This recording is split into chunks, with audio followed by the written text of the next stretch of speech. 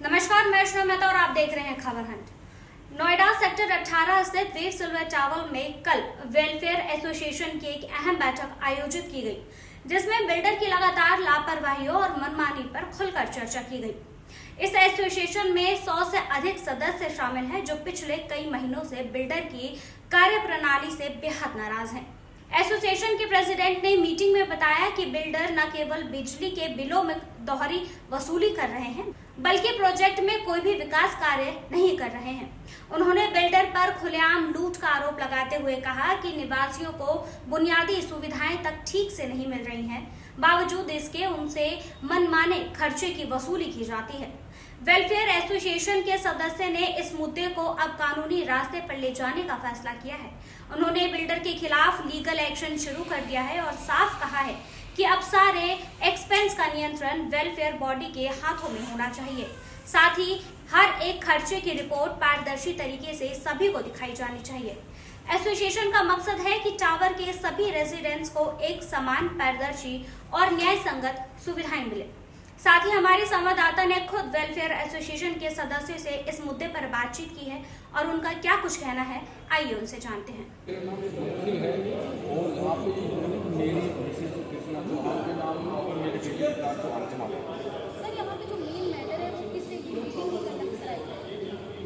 Main matter ये है कि हम चाहते हैं जैसे अकॉर्डिंग टू द रूल कोई भी बिल्डिंग जैसे 30% से ज़्यादा ऑक्यूपाइड हो जाती है तो वहाँ वेलफेयर एसोसिएशन को हैंड ओवर करनी चाहिए। परंतु ये जो बिल्डर है ये वेलफेयर एसोसिएशन को हैंड ओवर नहीं करना चाहिए। उसका कारण ये है कि इन्होंने अपनी मोनोपोली चला रखी है। अब मोनोपोली में क्या है, मोनोपोली में ये महाल लूट कर रहे हैं, ये हम लोगों को बहुत सता रहे हैं। ये जो बिल्डर है ये एक तरह से माफिया है, माफिया। इसने इस बिल्डिंग की कीमत को बढ़ने नहीं दिया। मैंने ये बिल्डिंग 2010 में 1 करोड़ 13 लाख में खरीदी थी और आज की तारीख में ये मेरा स्पेस मात्र 1 करोड़ का है। ये घट गया उनका, जबकि इसी जगह पे 6-7 में हो गई और माइनस हो गई, वो तो गए ही गए। जो वैल्यू थी, मान लीजिए जैसे चौहान साहब ने कहा कि 1 करोड़ 30 लाख थी, आज 1 करोड़ रुपये है। उसके अलावा भी जो हमारा सिंकिंग फंड जा रहा है पिछले 14 साल से मेंटेन से जा रही है, उनकी मर्जी से बिजली का बिल इनकी मर्जी से आ रहा है, वो तो हमारा माइनस ही हो रहा है, वो कॉस्टिंग में तो आ ही नहीं रहा। तो लीज रेंट तो चलो नोएडा को हमने देना, वो हमारी कीमत से हमने देना पूरा नोएडा। एक लीज रेंट इन्होंने अपने नाम का बना लिया, जिसको सिंकिंग फंड बोलकर ये 55 रुपये 50-55 रुपये को हमसे हर साल जबरदस्ती चार्ज करते हैं, जिसको ये चार्ज कर ही नहीं सकते, क्योंकि जब तक ये उसका अकाउंट नहीं देंगे सिंकिंग फंड कहाँ यूज हो रहा है तब तक ये चार्ज कैसे कर सकते हैं। अगर इन्हें देने को मना कर दो, गलती से किसी को ऑफिस या शॉप सेल होती है तो ये उसको एनओसी नहीं देते कि पहले सारा सिंकिंग फंड दे तब तेरी नोएडा में ट्रांसफर। तो ये है मेन रास्ते। कोई अकाउंटेंसी नहीं है, इनकी कोई ट्रांसपेरेंसी नहीं है। यदि ये ऑडिट कराएं तो इनका 14 करोड़ रुपए का घपला पाया जाएगा। बिल्कुल सही कह रहा है, ये घपला है। यदि इसका प्रॉपर ऑडिट हो जाए तो ये 100 करोड़ का घपला पाया जाएगा। मेरा दावा है।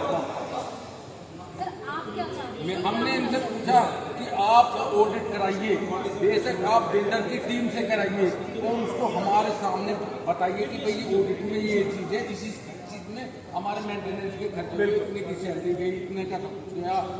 जो सिंकिंग फंड लेके हमने भी ये लिफ्ट डैमेज हो गई थी, बदलवाई हो तो बता दीजिए।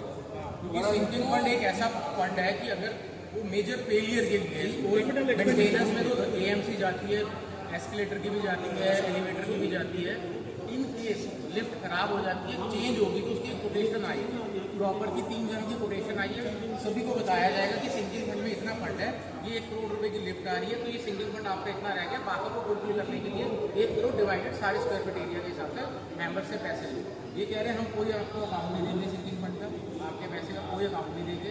हम इनसे आज से नहीं मांग रहे, वेलफेयर एसोसिएशन बनने से पहले के भी मांग रहे हैं कि सिंकिंग फंड का हमें अकाउंट दिया जाए, बट इन्होंने आज तक हमें कोई अकाउंट नहीं दिया। ये कहते हैं आओ हमारे लैपटॉप पे देखो और चले जाओ। लैपटॉप में 14 साल का हिसाब थोड़ा देख लेगा, तो उसकी प्रॉपर हमें स्टेटमेंट हो, हमारे फंड्स को कहाँ यूज़ कर रहे हो, कहाँ नहीं कर रहे हो। सर्कुलेट करो। वो कह रहे हैं हमें परमिशन नहीं है ऊपर से ऑफिस से कि हम आप लोगों को किसी भी चीज़ का अकाउंट दे सकें, हमें परमिशन सिर्फ पैसा लेने की है, आपको आपके पैसे का हिसाब देने की कोई परमिशन नहीं। देखिए सबसे बड़ी बात, ये लोग बिजली में भी बिजनेस कर रहे हैं। सरकारी बिजली को बेचने का इनको कोई अधिकार नहीं है, परंतु ये सरकारी बिजली को बेच रहे हैं। 100 रुपये जमा करते हैं और हमसे 200 रुपये उठाते हैं। हम बोलते हैं हमें मीटर दिखाएंगे, ये कहता है मीटर में खुले देखो चेक कर लो, कोई हिसाब नहीं देता। जब हमें धमकियाँ और देते हैं, कहते हैं कि हम इसमें बिजली देते हैं कि हम तुम्हारी बिजली काट देंगे। इसमें बिजली विभाग की भी मिली भगत है हर दुकानदार परेशान है, ऐसा नहीं कि मैं अकेला परेशान हूं। और ये पता नहीं उसका क्या कारण है, पर बिजली विभाग इससे इनसे मिला हुआ है। जो बिजली विभाग PVNL ये भी इनसे मिला हुआ है, क्योंकि ये पता नहीं ये क्या सेटिंग करते हैं उनसे। ये लोग PVNL को जरूर पैसा खिलाते होंगे।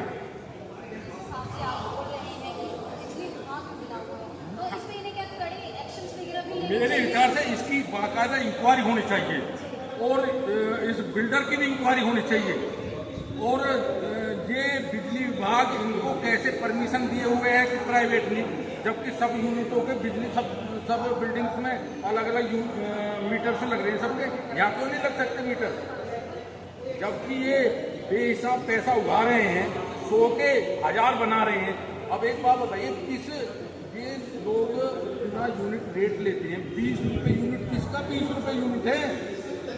कहाँ किस कॉमर्शियल यूनिट में भी 20 रुपये यूनिट आती है बिजली की? सोसाइटियों के अंदर स्विमिंग पूल होते हैं, जिम होते हैं, क्लब्स होते हैं।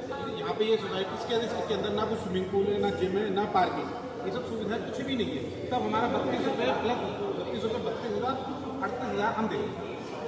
और हमारे साथ ना इंसाफी हो रही है। एक तरह से ये अपना भी लॉस हुआ, जिस हिसाब से आप बता रहे हैं कि कंपनी कुछ कर रही है, उल्टा और लॉस में जाके जा रही है। आपको मैं उसी के लिए बता दूं, ये प्रॉपर्टी हमने 12 साल पहले खरीदी थी। अगर 100 रुपये की हमने ये प्रॉपर्टी खरीदी थी तो आज उसकी वैल्यू 80 रुपये है। हमारे ये प्रॉपर्टी का वैल्यू डेप्रिशिएट हुआ है, ना कि इंक्रीज हुआ है। ये मेट्रो के साथ में पहली बिल्डिंग है, इतनी बढ़िया लोकेशन है और मेंटेनेंस के नाम पे सिर्फ यहाँ गार्ड है। फिलहाल के लिए बस इतना ही है। ऐसे ही और भी खबरों के लिए देखते रहिए खबर हंट।